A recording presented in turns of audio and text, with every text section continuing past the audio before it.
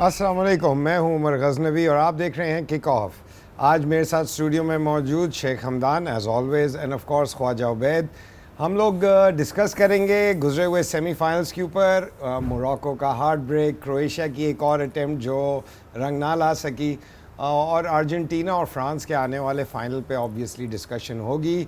हमारी टीम ने कुछ मेसी के बारे में भी पैकेजेस रेडी किए हुए हैं, तो this should be an exciting show. Stay tuned. शुरू करते हैं डिस्कशन से। हेडलाइंस इतनी है नहीं ऑब्वियसली, दो ही मेजर इवेंट्स हुए, दोनों सेमीफाइनल। हमदान सही थे, उन्होंने दोनों सही कॉल करी। मेरा जो जज्बाती कॉल थी मोरक्को के लिए वो रह गई, एंड अनफॉर्चुनेटली क्रोएशिया भी काफ़ी डोमिनेटेड रहे थ्रू आउट बाय अर्जेंटीना। तो पहले हम अर्जेंटीना के मैच की तरफ चलेंगे, but before we do that एक छोटा सा पैकेज है जो हम देखते हैं मैच कैसा रहा, उसके बाद उस मैच के ऊपर डिस्कशन करेंगे। उबैद, सबसे पहले आपकी तरफ आऊँगा मैं। मेसी कुछ वीडियो गेम मोड में आए हुए थे, लग रहा था बॉल उनके पाँव के साथ चिपकी हुई है और वो जहाँ चाह रहे थे उस बॉल को लेके जा रहे थे।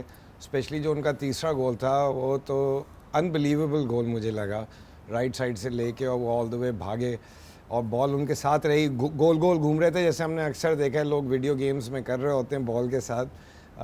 But I think they were just too good Croatia के लिए। हाँ, आई थिंक शुरू गेम में क्रोएशिया ने 15 मिनट शायद डोमिनेट किया पोजेशन, थोड़े बहुत मूव्स बनाए, बट उसके बाद जो पहला गोल हुआ फॉर्चुनस था थोड़ा सा, जिस तरह पेनल्टी मिली, जो अटैक भी था वो काउंटर अटैक, एकदम से अपॉर्चुनिटी मिली और बॉल निकल गई। उसके बाद क्रोएशिया बिल्कुल गेम से बाहर हो गया। जो हमने पहले मैचेस में देखा था कि क्रोएशिया थोड़ा सा संभल के खेलता है, गोल के पीछे जाने, एक दफ़ा गोल पड़ जाए तो मैच में पीछे जाने के बाद थोड़ा सा काम रहते हैं वो फिर भी, मगर वो बिल्कुल देखने को नहीं मिला। बिल्कुल वो टीम बिखर गई, कोई अपॉर्चुनिटी मिली, शायद ही कोई शॉट ऑन गोल हो, अगर मीनिंगफुल अगर था भी तो कोई मीनिंगफुल वाला नहीं था। और उसके बाद अर्जेंटीना ने कम्प्लीटली डोमिनेट किया एंड मास्टर क्लास से एक देखने को मिला मेसी से। आहिस्ता आहिस्ता लग रहा है अर्जेंटीना की फॉर्म बढ़ती जा रही है। पहले मैच में उन्होंने सफ़र की डिफ़ीट, उसके बाद से अनस्टॉपेबल लग रही है ये टीम। लेकिन मुझे एक बात बताइए, पहले मैं क्रोएशिया का पूछना चाहूँगा। क्रोएशिया एक टीम है जो पिछले कोई तकरीबन 15-20 साल से टॉप लेवल पे परफॉर्म करती आई है, लेकिन उनके जो 3 मेन स्टे थे मिडफील्ड के, वो तीनों अब उस एज ग्रुप में हैं जहाँ उन तीनों को इनको रिप्लेस करना पड़ेगा। तो हमदान, आपके ख्याल से for a team like Croatia, जो कि वैसे ही एक छोटी टीम है, जो I think above their weight punch करते हैं, उनको किस तरह ये एडजस्टमेंट रहेगी आने वाले टूर्नामेंट्स में उनके लिए? बिकॉज आई थिंक ये नॉट आई थिंक 100% ये इनका आखिरी चांस है to win a major trophy with this team. I think उन 3 में से मॉड्रिच तो फॉर श्योर चले जाएंगे, number 1। Number 2 Brozovic might play, Kovacic for sure he will play another world cup, but naturally. और उनके एक और विंग बैक भी जो हैं इवान पेरिसिच, वो भी I think might be his last world cup, we never know how it turns out. But I think होता यूजुअली क्या है इस तरह के अंदर, you enter a period of transition कि जहाँ पे पुराने प्लेयर्स आपके जा रहे होते हैं और फिर नए आ रहे होते हैं। सो फॉर एग्जांपल मैं आपको इसकी लॉजिकल मिसाल दूँ, जैसे let's say they playing Perisic to focus on the current what's happening right now in the present. अब इसकी वजह से जो let's say the replacement for Perisic has not played as many games, ठीक है, तो when he will be put in the next world cup और the next euro, तो एक थोड़ा सा ट्रांजिशन पीरियड आएगा जहाँ पे they will adjust into the new surroundings, adjust into the competition structure and all of these things. और फिर 3-4 साल बाद फिर आप देखेंगे कि वो टैलेंट आ रहा है और वो डेवलप कर रहा है और फिर दोबारा से टीम इस तरह से बनना शुरू होती, तो एक नेचुरल साइकिल होता है। बट उनके पास अभी जो डिफेंडर थे, जो मेसी के साथ 1v1 भी थे, जोस्को गॉर्डियोल जैसे, वो एक प्लेयर हैं who is one of the best centre backs right now in the world. Similarly उनका एक और मिडफील्डर है who plays in Dinamo Zagreb, उनके लीग में, वो he is also coming through the ranks. But let's see, I think एक transition period थोड़ा सा आएगा।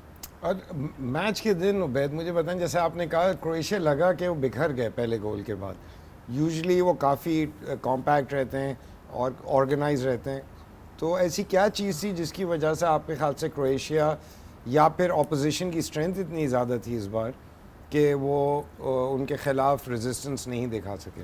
देखिए, तीसरा गोल तो एक आउटलायर है। तीसरा जो गोल मेसी ने किया, जो बनाया, क्रिएट किया, वो थोड़ा सा आउटलायर है। बट जो दूसरा गोल भी हुआ वो भी आप देखें पिन बॉल की तरह, एक दफ़ा बाउंस हुआ, अल्करेस दूसरी दफ़ा बाउंस हुआ, फिर उसके बिल्कुल पाँव में आ गए और उसने और उस वक्त गोलकीपर क्योंकि येलो कार्ड पे था तो वो ज़्यादा अग्रेसिव भी नहीं हो सकता था, वरना अगर सेकंड येलो मिलता तो रेड कार्ड भी हो जाता। सो ऑब्वियसली आई थिंक जो इतने मैचेस उन्होंने इतने खेले हैं, इंटेंस किस्म के, फटीग भी फैक्टर हो सकता है जो इसमें वो वापस नहीं ला सके गेम में। मतलब अर्जेंटीना उस वक्त फिर डोमिनेट करना शुरू कर दिया था, जब उन्होंने गोल किया तो डोमिनेट कर रहे थे, chance after chance after chance, इनको आगे कुछ नहीं मिल रहा था क्रोएशिया को फाइनल थर्ड में करने का। आई थिंक एक इम्पॉर्टेंट चीज़ इसी चीज़ को लेके वो गेम स्टेट यानी they didn't expect to concede a goal this early, so वो गेम स्टेट कम्प्लीटली चेंज हो गई थी जब पहला गोल उनको पड़ गया था। ऑल्सो एक थोड़ा सा कंट्रोवर्शियल डिसीजन था जिस तरह उबैद ने भी पॉइंट आउट किया, पेनल्टी जो थी, और उसके बाद they started putting more bodies forward. I don't know why, मतलब 16-17 मिनट हुए थे, 18 मिनट हुए थे, और फिर वो और प्लेयर आगे डालना शुरू हो रहे थे, तो थोड़ा सा एक फ्रेंटिक नेचर था। Possibly the pressure of playing in a world cup semifinal, that is one fatigue, could be another one, but it was uncroatian, like वो जो कहते हैं ना कि हम एंड तक गेम को लेके जाएंगे, लेट्स स्ट्रेच।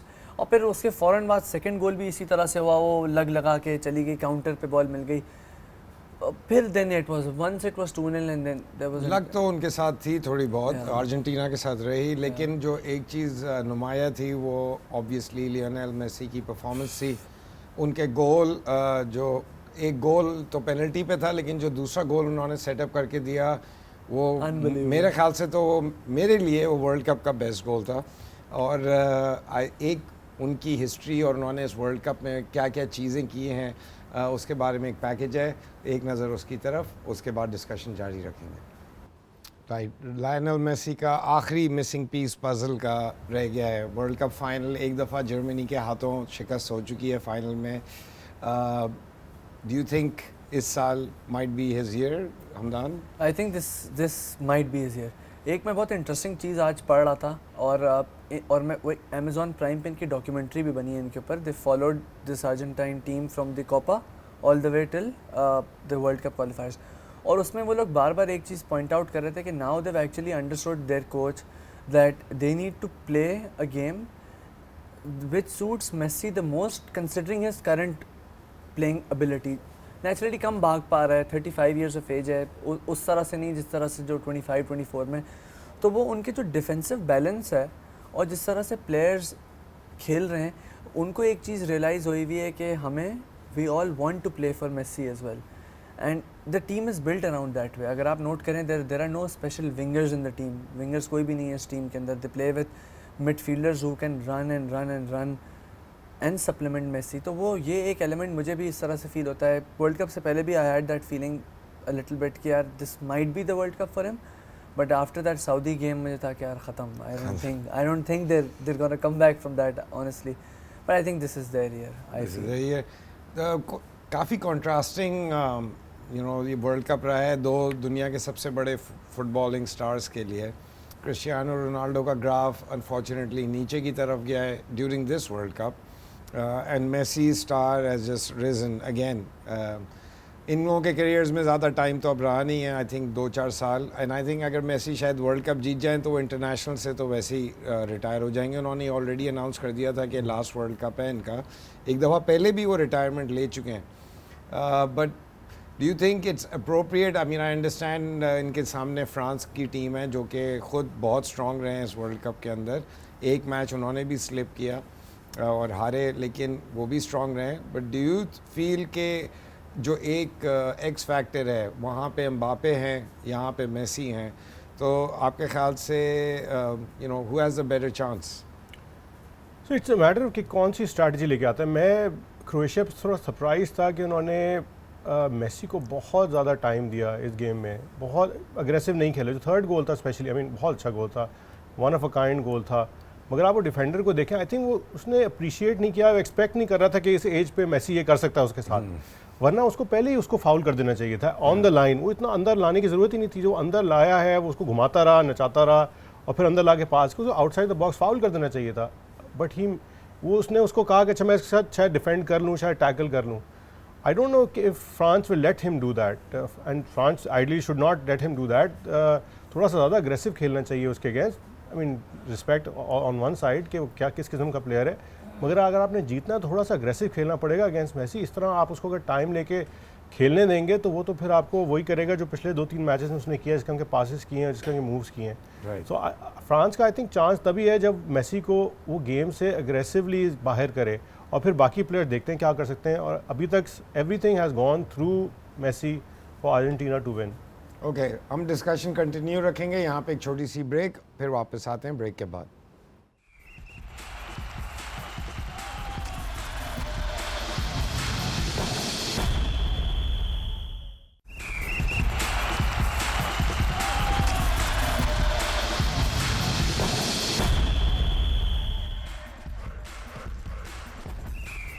मेसी और अर्जेंटीना ने तो अपनी जगह फाइनल्स में बना ली, लेकिन उनके सामने एक और बहुत ही ताकतवर टीम खड़ी है फ्रांस की शक्ल में।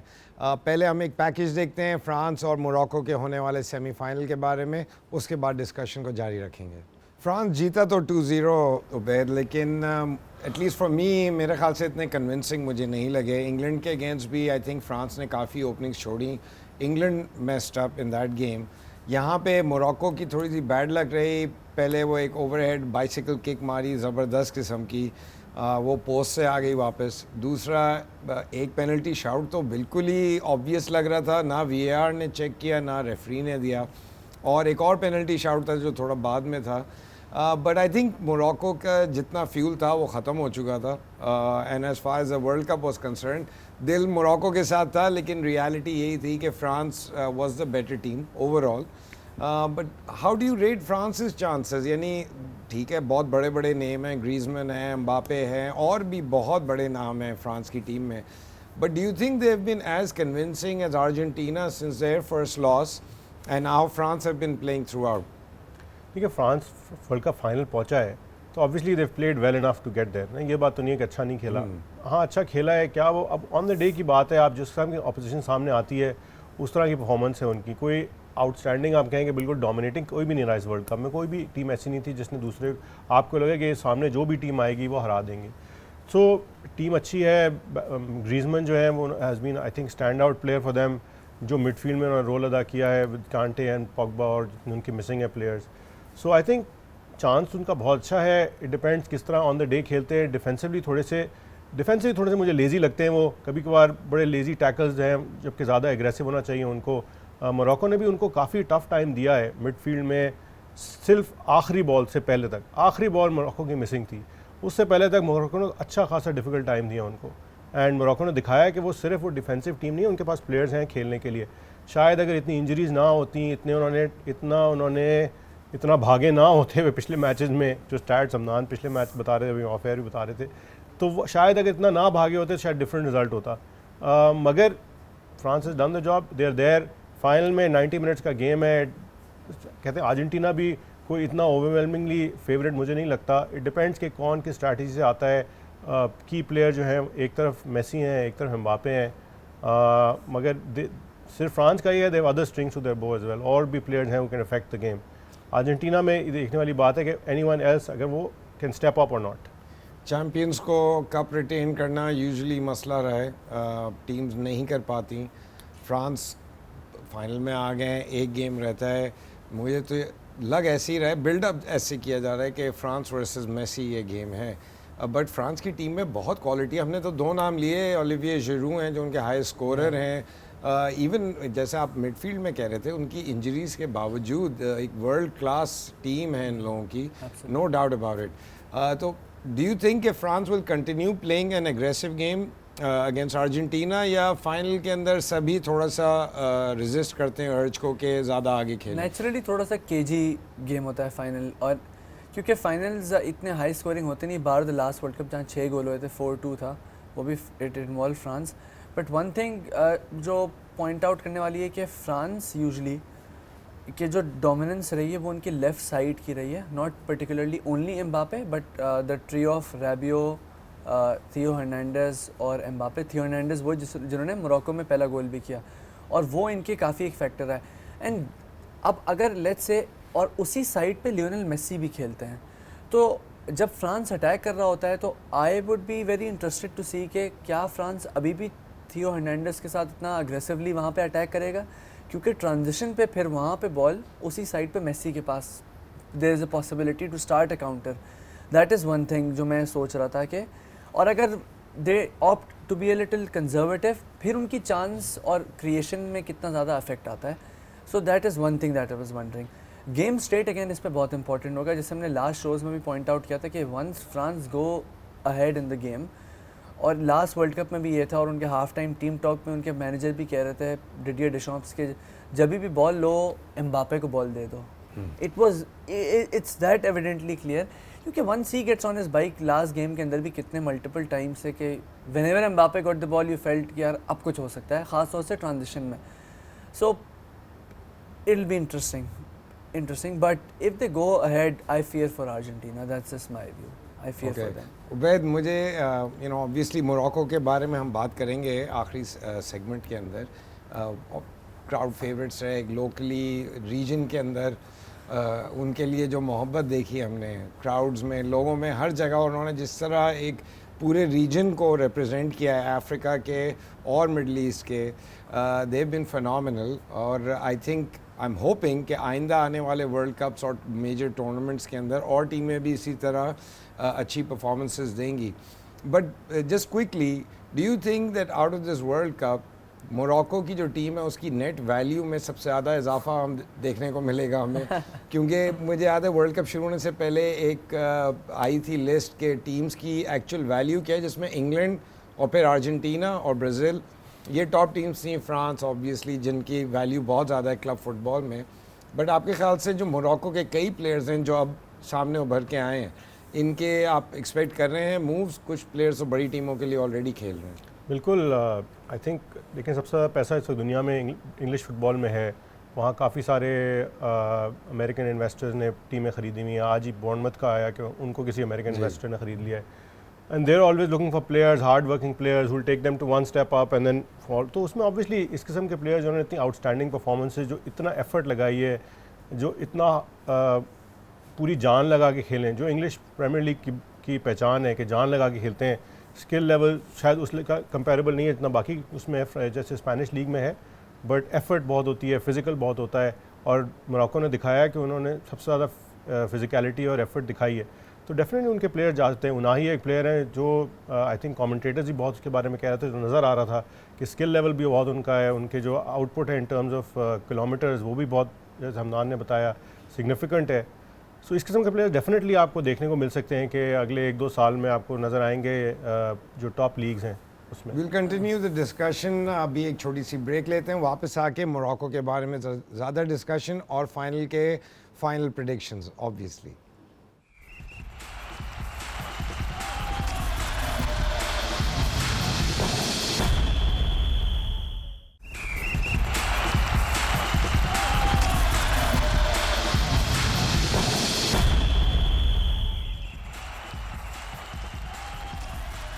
Welcome back. सबसे पहले एक नज़र मोरक्को की टीम और उनके इफ़ेक्ट पे, ना सिर्फ इस वर्ल्ड कप पे बट पूरे region, Africa, Middle East, even Pakistan के अंदर उन्होंने शायकीन को बहुत एंटरटेन किया. और ऐसा लग रहा था कि शायद वो लोग फाइनल भी पहुंच जाएं. वैसे तो नहीं हो सका, लेकिन मोरक्को के बारे में एक पैकेज देखते हैं. मोरक्को ने सबके दिल ज़रूर जीते, वर्ल्ड कप ना जीत सके, लेकिन हमदान मुझे बताइए, हम लोग अभी प्लेयर्स की बात कर रहे थे, आपकी नज़र में इनके स्टैंड आउट प्लेयर्स कौन थे? और दूसरा ये मैनेजर के बारे में, बिकॉज आई थिंक उनका एक बहुत बड़ा हाथ है. 2 महीने पहले वर्ल्ड कप से उन्होंने इस टीम को टेक ओवर किया, जो पूरी बिखरी हुई थी टीम, और उसको एक यूनिट बनाया जिसने दुनिया की टॉप टीम्स को हरा के सेमीफाइनल तक पहुंच गए. पूरे टूर्नामेंट में उनके ऊपर सेमीफाइनल से पहले सिर्फ एक गोल हुआ, जो खुद ओन गोल था. तो I would like to know, आपके ख्याल से प्लेयर्स तो जाएंगे आगे, मैनेजर भी आई थिंक इनके भी बहुत अच्छा चांस है कि हम इनको किसी टॉप टीम में अब देख सकते हैं. जो दो प्लेयर्स जो स्टैंड आउट थे अपार्ट फ्रॉम हकीम जियाश और बाकी कुछ प्लेयर, नासिर मजरावी और अशरफ हकीमी, तो थोड़े से नोन प्लेयर्स हैं. बट जिसको मैं नहीं जानता था, मैंने कभी भी नहीं सुना था, वो अज़दीन उनाही, जिसके अभी उबैद भी बात कर रहे थे. मज़े की बात यह, वो 2 साल पहले वो लीग 2 या लीग 3 में खेल रहे थे. और लुई एनरिके ने उनके स्पेन के मैच के बाद भी कहा था कि who is this guy, he could run all day. So I was surprised by him. And then secondly their holding midfielder Sofyan Amrabat, the bold chap. Wow. वो एक पॉइंट था जब he was toe to toe with Mbappe and then he recovered and then got the ball back from Mbappe. So he's been phenomenal. I think these two players. Secondly, manager पे what a job he's done. I think 2 महीने पहले आना, मैं as a coach अभी इस चीज़ को सोच भी रहा हूँ ना अगर दिमाग में, तो it's giving me shivers क्योंकि I know it takes so much time to assemble a good squad. ख़ास तौर से ऐसा स्क्वाड जिसमें लड़ाइयाँ हुई हुई हों पहले से. हकीम ज़ियाश का प्रॉब्लम था, नासिर मज़रावी का प्रॉब्लम था, उन्होंने कहा था कि हम अब नहीं खेलेंगे दोबारा टीम में. And then to get them together and then this performance, I have a theory कि अगर ये इनको इंजरीज नहीं होती, they could have actually beaten France. To compensate for their injured players, उनके कैप्टन भी थे रोमन साइस, उसकी वजह से उन्होंने सिस्टम चेंज करना पड़ा. उनके मैनेजर ने कहा यार हम बैक 5 पे इसलिए गए ताकि रोमन साइस को ज़्यादा भागना ना पड़े. yes. अब मसला ये हुआ कि 20 मिनट बाद जो है वो भी इंजर हो गए दोबारा से, और नासिर मज़रावी भी इंजर हो गए, पहले से इंजर थे. तो आई थिंक वो उसकी वजह से उनको दोबारा फिर सिस्टम चेंज करना पड़ा. They had to initially move away from the system जो यहाँ तक उनको लेके आया था. And that was the result in the first goal as well. जो फर्स्ट गोल भी कंसीड किया था वो इसी रीज़न की वजह से था. सो आई थिंक अगर वो नहीं होता तो they would have one the game. That is my do theory. You think Ubaid, आप बताएं कि do you think the manager, हम उनको किसी प्रीमियर लीग की टॉप टीम में या किसी बुंडेसलीगा जर्मनी के अंदर या इटली या फ्रांस, स्पेन, इधर कहीं अनकरीब देखेंगे? इस तरफ का मूव ज़रा मुश्किल होता है नेशनल टीम से कि एक टॉप लीग टीम में, बट आई थिंक उनका ब्राइट फ्यूचर है विद इन मोरक्को ने इतना अच्छा किया. I think the next target will be to do in the African nations cup and then अगला वर्ल्ड कप 4 साल में है. उसके बाद वो खुद मोरक्को बिड कर रहा है host the world cup. So depends यहाँ से आगे क्या था. अभी तो बहुत शुरुआत है उनकी, बिल्कुल 2 महीने में तो लिटरली 2 महीने और 1 महीना वर्ल्ड कप का, 3 महीने में तो कोई उनको नहीं ले लेगा. But if he keeps this progression जो है, सो इस तरह की फुटबॉल जो है, जो लो लेवल जो सैम एलरडाइस का रोल है ना, वो उस तरह का रोल डेफिनेटली फुलफिल कर सकते हैं कि एक टीम को मुश्किल जगह से निकाल के परफॉर्म करना, एक टीम को जेल करना. Okay quickly, we are running out of time. Final आ रहा है, France Argentina. Argentina score. No, I can't predict. No, you can't predict a score. High scoring या low scoring? No, I think low scoring. Low scoring. France 2-0. France 2-0. Convincingly. Ubaid, आप की ऊपर से prediction आते कुछ हैं, मेरी हमेशा तरह की रहे. हमेशा. नहीं, 2-0 to France. You 2-0 think to कि France. मेसी से गोल नहीं होगा? आई थिंक देखें, अगर फ्रांस को जीतना है, they have to stop Messi. अब वरना कोई तरीका नहीं है ना. ये आप इस तरह तो नहीं कह सकते कि आप उसको खुला छोड़ दें कि वो जिस तरह आपने देख लिया ना. आप देखें, लोगों को वर्ल्ड कप से पहले शक था कि वो ये कर सकता है कि नहीं कर सकता. अब उसने आगे सेमीफाइनल में दिखा दिया कि हाँ मैं कर सकता हूँ. तो it's up to France to stop him now, ताकि बाकी जो 10 प्लेयर हैं वो दिखाएं वो क्या कर सकते हैं. मेरा ख्याल ये है कि उनको रोकने के चक्कर में रेड कार्ड भी मिल सकता है और 2-0 अर्जेंटीना का हो जाएगा. At least that's what I am hoping. Maradona के ज़माने से Argentina has been a favourite team, but let's see final कैसा रहता है. इंशाल्लाह आपसे फिर मुलाकात करेंगे फाइनल के बाद. तब तक के लिए अल्लाह हाफिज़.